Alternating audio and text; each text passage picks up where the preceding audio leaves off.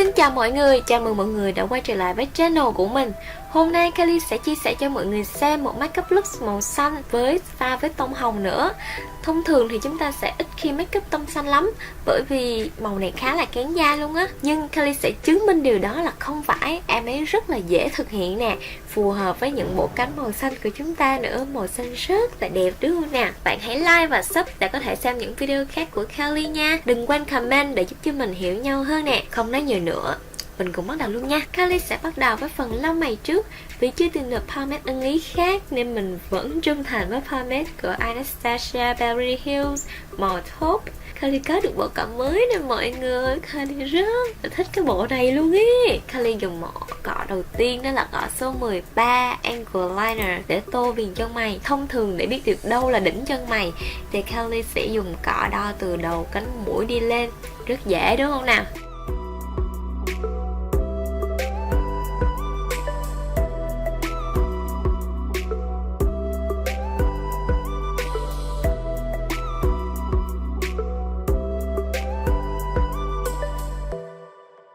Kelly thấy môi của Kelly hơi khô á, để Kelly dùng dưỡng trước đã.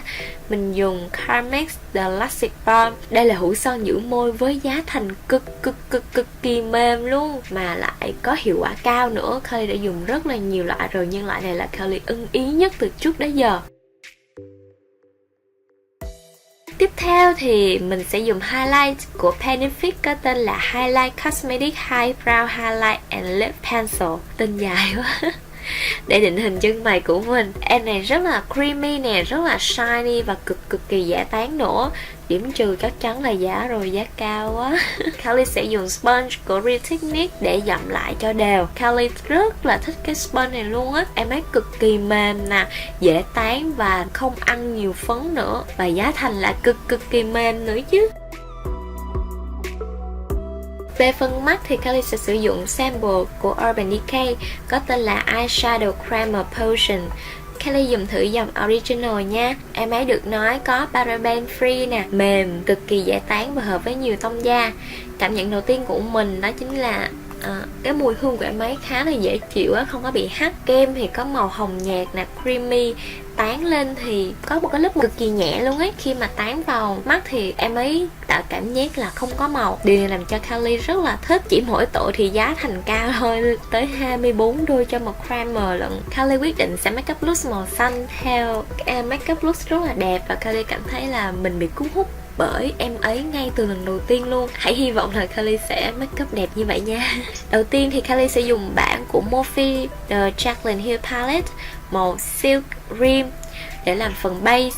Kelly dùng cọ Blending Crease màu 6. Bản Morphe này Kelly đã review ở video trước rồi, Kelly sẽ kèm link cho mọi người xem nha. Tóm tắt về bản này thì đây là một bản Morphe mà cảm thấy là đáng mua nhất trong tất cả các bản. Vừa có tông ấm, vừa có tông lạnh mà mình có thể make up look rất là đa dạng. Đặc biệt thì các màu shiny, cực kỳ pigmented và cực kỳ đẹp luôn. Tuy nhiên thì Kelly mới phát hiện ra chất phấn của em ấy không có đồng đều lắm. Phấn shiny thì Kelly thấy là 100% em ấy rất là ok, nhưng mà riêng về phần matte á, thì Kelly thấy một số màu thì em ấy rất là creamy, sờ vào như là bơ vậy á, nhưng một số màu thì không có creamy bằng. Tiếp theo Kelly sẽ sử dụng màu hồng của bản Juvia's Palette có tên là Zulu. Kelly dùng cọ blending brush để tán. Juvia's là một trong những hãng bản makeup mà Kelly yêu thích nhất luôn. Packaging thì cực kỳ ấn tượng, còn phấn thì cực kỳ pigmented, đồng nghĩa với việc là bạn phải cẩn thận với em ấy nha. Kelly yêu em ấy từ cái lúc mà Kelly nhìn chị Nikki tutorial makeup cái bản này. Khi mà nhìn xong thì Kelly phải order luôn cả hai bản về để test thử, đó chính là bản này và một bản tiếp theo nữa. Khi mà Kelly đã cảm thấy ôi em ấy quá tốt rồi, Kelly phải order hẳn 6 bản luôn để về thỏa mãn lòng đam mê của mình. Đam mê này hình như hơi bị dã man á. Thật ra thì Kelly ít khi sử dụng tông hồng lắm. Kelly không có thích màu hồng cho lắm. Nhưng mà sau khi mà lên cái tông hồng này lên thì Kelly đã phải suy nghĩ lại. Màu hồng thật sự rất là đẹp luôn á. Mình sẽ chỉ tập trung tán ở phần bầu mắt đến hốc mắt thôi, không cần tập trung tán ở phần dưới mắt đâu, bởi vì chúng ta còn nhiều màu khác và concealer nữa.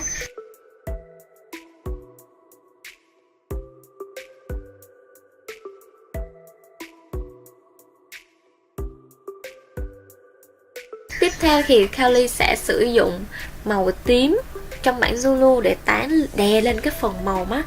Chủ yếu là chúng ta sẽ pha màu hồng và màu tím. Nói về giá thành của GBS thì Kylie nghĩ em ấy sẽ chọn phân khúc thị trường medium, bởi vì các bảng màu đa số thì chỉ là tầm khoảng 20 đến 20 hơn một chút xíu thôi, nhưng mà mỗi ô của em ấy đều to như cái bảng phấn má hết trơn á. Và Kylie cảm thấy là điều đó cực kỳ hợp lý với chất lượng tuyệt vời như vậy. Kylie nghĩ là em ấy có thể so sánh với các loại high-end luôn ấy.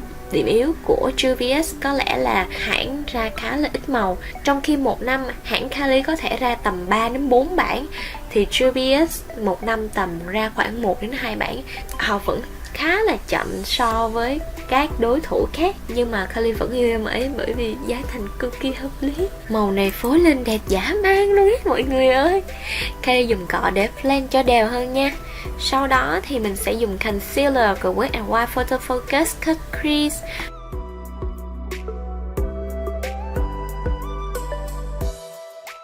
Sẽ tiện hơn nếu mà bạn có đôi mắt hai mí, chỉ cần trợn lên một phát thì bạn sẽ có ngay một cái đường cut crease dễ dàng hướng dẫn cho bạn.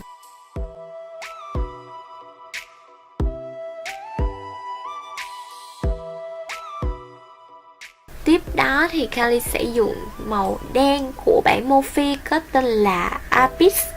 Hy vọng mình đọc đúng. Với màu đen này thì Kylie khá hồi hộp luôn ý, bởi vì mình sợ làm sai nữa. Màu đen rất là đậm, khá là khó sửa nữa. Kylie dùng cọ của Wet n Wild để chấm nhẹ thôi nha. Ở phần đuôi các bạn nên chấm nhẹ thôi.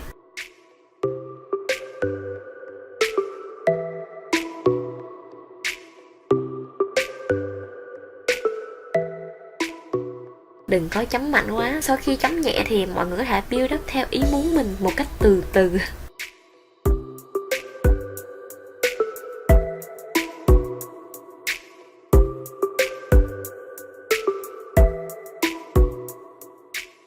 Kylie sẽ sử dụng thêm màu hồng để có thể xóa cái phần ranh giới giữa hai màu đi.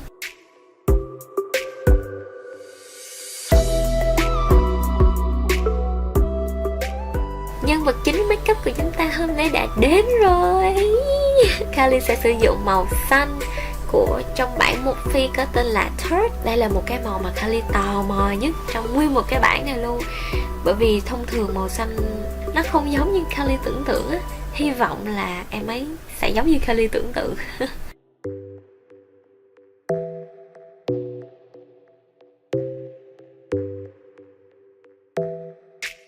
Đồng thời thì Kylie sẽ sử dụng thêm một màu xanh nữa của bản GBS có tên là The Sahara High, màu Purple. Hy vọng mình đọc đúng nha. Để tăng thêm độ màu xanh và độ shine cho mắt nữa.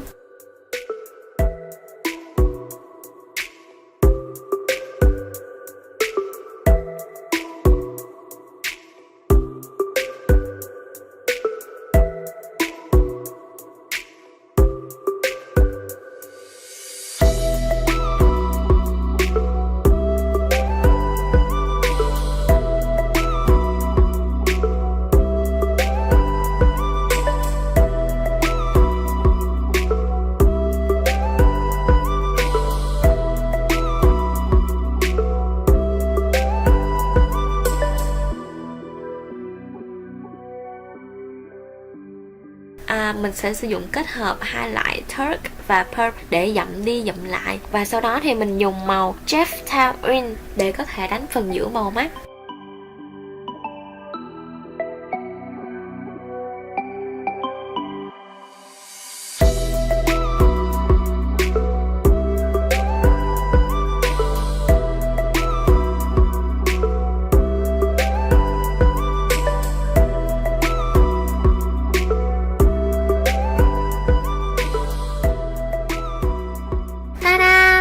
Xong rồi, chúng ta đi tiếp tới phần mặt thôi nào. Kylie sẽ sử dụng kem lót của Benefit Professional.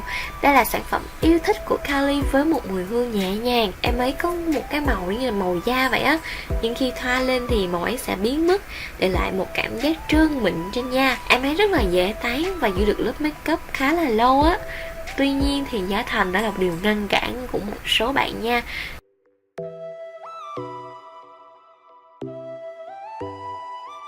Kylie sẽ test thử luôn bản Benefit Completionista.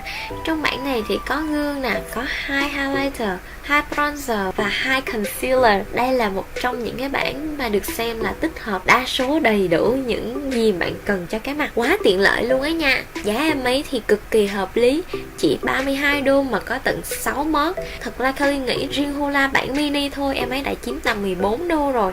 Kylie sẽ dùng thử concealer vào số 2 để che bớt khuyết điểm của mình trước. Concealer này thì khá là tối màu hơn so với Kylie. Thật ra thì Kylie mua bản này chỉ vì 2 cái bronzer thôi. Kylie rất là yêu thích hai em ấy, nhưng Kylie cũng muốn thử những sản phẩm khác nữa. Đây chắc chắn là một cái bản phù hợp nhất đối với Kylie, giống như em ấy sinh ra được dành cho Kylie luôn á. Nếu như mà nói thật là Kylie thích cái nào, Kylie vẫn sẽ nói là Kylie thích 2 bronzer, còn những em còn lại Kylie ok.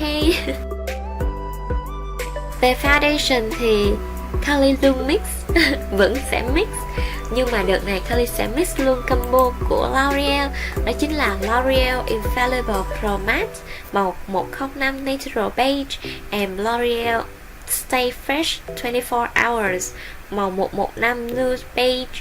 Đây được xem là combo full coverage ở dòng drugstore của Kylie.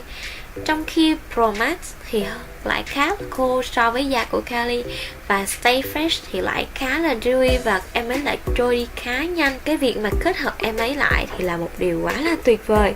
Và Kylie sẽ sử dụng cả Flat Top Brush màu số 4 của BH để có thể tán kem nền. Theo Kylie thấy thì các bạn nên sử dụng cọ tán trước rồi dặm lại bằng sponge, nó sẽ đưa cho một cái lớp makeup full coverage hơn á.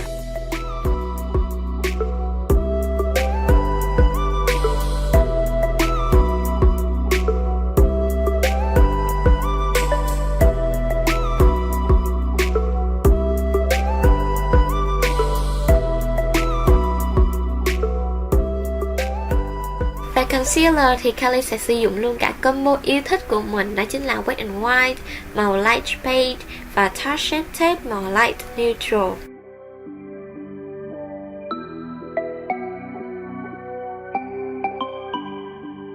Contour thì Kylie sẽ test thử dùng NARS Velvet Matte Foundation Stick Medium Dark One. Em ấy được cho là sẽ có lớp matte mềm nè, em ấy sẽ medium cho đến full coverage, thoải mái khi makeup không có bị bí. Ấn tượng ban đầu với em ấy thì em ấy rất là creamy nè, Kylie thích điều này. Màu này khá hợp so với da của Kylie, không giống như Tarte đợt trước, nhưng giá thành không có rẻ đâu nha, 45 đô luôn á.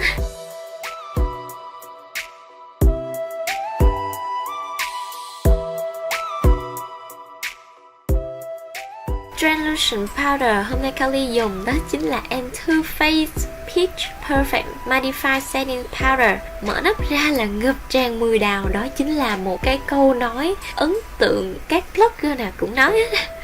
Nó ngọt ngọt nè, được cho là sẽ hợp với makeup matte nè, không có ra dầu. Ấn tượng ban đầu là mùi hương, chắc chắn là mùi hương rồi, mùi hương rất là thơm và khá ngọt. Bột thì cực kỳ mịn nè, lớp phấn thì sẽ là tông hồng, cho nên Kylie nghĩ đến em ấy sẽ hợp với rất là nhiều tông da luôn ấy. Ngoài ra thì điểm cộng thêm của em ấy đó chính là em ấy có cái nắp để ngăn cho lớp phấn không có bị trào ra ngoài nắp, đó chính là điều mà Kylie thích. Kylie ghét nhất là khi mình mở nắp ra mà phấn tung bay khắp nguyên một cái vùng trời luôn. Nếu như mà nói về điểm trừ thì Kylie nghĩ vẫn là giá thành, nhưng với Kylie nghĩ em ấy rất là xứng đáng với giá thành đó. Kylie dùng mascara của Lancome tên là Big Volume Mascara. Đây là size sample. Kylie ấn tượng em ấy ban đầu bởi vì em ấy có một cái đầu chải rất là to nhất mà mình từng thấy luôn ấy, nên mình nghĩ thì em ấy sẽ thích hợp cho chải mi trên, nhưng mà mi dưới thì hơi chật vật ấy nha, mọi người phải cẩn thận. Về hiệu quả thì đúng là em ấy có làm dài mi của Kylie thật, nhưng để làm dày mi thì Kylie chưa có thấy rõ. Với 25 đô thì Kylie nghĩ hơi đắt cho một mascara với hiệu quả như vậy. Không khó để tìm những cái hiệu quả em ấy ở ngoài thị trường với giá rẻ hơn. Kết thúc phần mắt thôi nào. Kylie dùng 2 màu hồng và tím lúc nãy cho phần dưới mắt.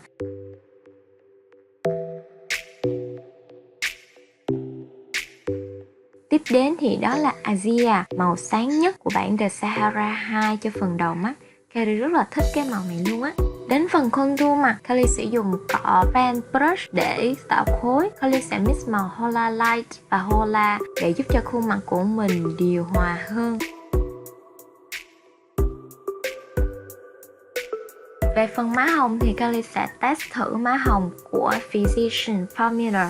Màu của Kylie dùng đó là Vintage Blue, một màu hồng đào rất là đẹp, và dĩ nhiên thì mở nắp ra thì máy sẽ ngập tràn mùi blue đặc trưng của cái hãng ấy, đúng không nào? Chất phấn thì rất mềm, rất mịn, rất pigmented. Thì Bado chắc chắn không phải là một cái blush dành cho drugstore rồi, nhưng Kylie nghĩ thì em ấy rất là xứng đáng. Blush thì không to như bronzer, nhưng em ấy cũng có gương nè, cũng có mousse tán để tán phần má cho mình nữa. Em ấy còn có tận 5 tông để các bạn có thể lựa chọn, khá là đẹp luôn ý. Tiếp nốt em blush thì là một em highlight của hãng tên là Champagne, vẫn giữ các điểm mạnh của nhà Physicians từ hương thơm cho đến chất phấn, nhưng duy chỉ có một điểm trừ mà Kylie không chấp nhận được, đó là tại sao các anh em khác lại có gương mousse tán đầy đủ, nắp liền luôn. Như chị em highlight lại là nắp rời, không gương, không mousse, nhìn rất kém sang luôn ấy. Nhưng được cái thì giá tốt hơn các anh em khác một chút xíu, là tầm 11 đô. Đừng nói như tôi là trừ vào tiền packaging nha trời. Hơi tiếc cho một em tiềm năng, nhưng mà Kylie không thích nắp rời cho lắm.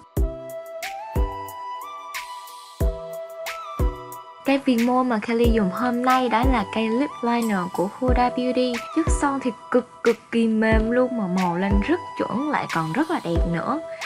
19 đô chắc chắn không phải là cây lip liner drugstore rồi, mà chính là cây lip liner của high-end. Nhưng mà Kylie nghĩ rất là xứng đáng, bởi vì Kylie không có cảm thấy là mình bị đau môi á. Sau đó thì Kylie sẽ tô cả môi bằng một cây son tên là Tarte Matte Lip Pen màu rose. Cho đến thời điểm này thì Kylie kỳ yêu son. Kylie quên nữa, em ấy có giá là 20 đô nha. Sau đó thì Kylie cũng dùng thêm em cũng là Tarte, nhưng đây là Tarte Glossy Lip Pen. Cây glossy rất là đẹp, màu gold của màu hồng nude cực kỳ đẹp, và em ấy vẫn là có giá 20 đô. Kylie nghĩ đây là một dòng high-end thiên nhiên, nhưng em ấy rất là xứng đáng với cái giá này. Kylie rất là thích son của Tarte. Và cuối cùng thì Kylie sẽ xịt khoáng để khóa lại cái lớp makeup với nhau. Và chúng ta đã hoàn thành makeup rồi đó. Ta-da! Đã xong phần makeup rồi, mọi người cảm thấy như thế nào? Hãy comment bên dưới cho Kylie biết nha. Kylie nghĩ là với makeup tông xanh thì mọi người sẽ hơi ái ngại, bởi vì em ấy khá là khó phối đồ. Việt Nam thì hay gọi là rất là dừ mặt á. Nhưng mà Kylie nghĩ là khi mà chúng ta đã làm con gái dịu dàng quá lâu rồi thì chúng ta cũng nên là một người con gái cá tính hơn và nhìn cảm thấy khác biệt hơn với mọi người, để tạo ra tính cách riêng biệt. Mọi thông tin Kylie sẽ để ở dưới description box. Hẹn gặp lại mọi người ở một video lần sau, và hứa hẹn sẽ là những tông mọi người sẽ có thể dùng được vào mỗi ngày. Hẹn lại gặp lại mọi người vào video lần sau. Bye bye.